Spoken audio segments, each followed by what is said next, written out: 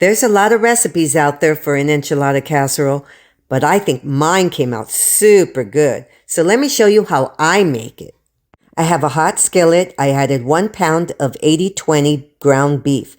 You need the extra fat for this recipe.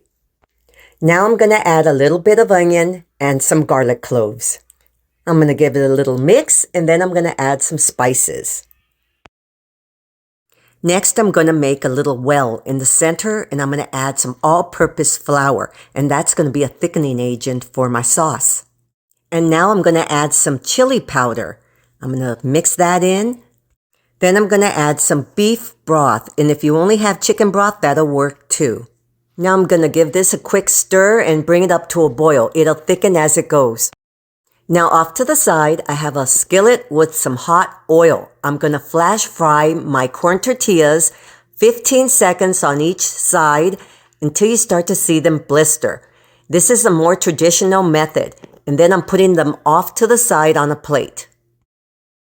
So now I set up my workstation. I have my sauce, I have my dish, some black beans that have been rinsed and drained.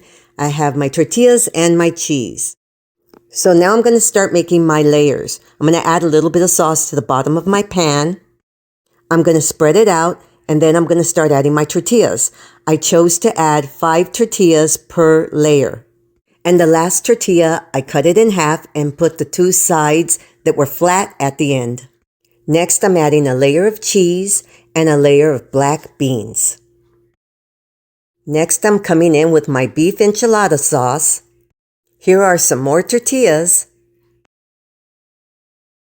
Here's some cheese. And now some more sauce. Now it's important to say that I did this in 3s. 3 layers of tortillas, 3 layers of cheese, and 3 layers of sauce. The sauce in the beginning is not counted.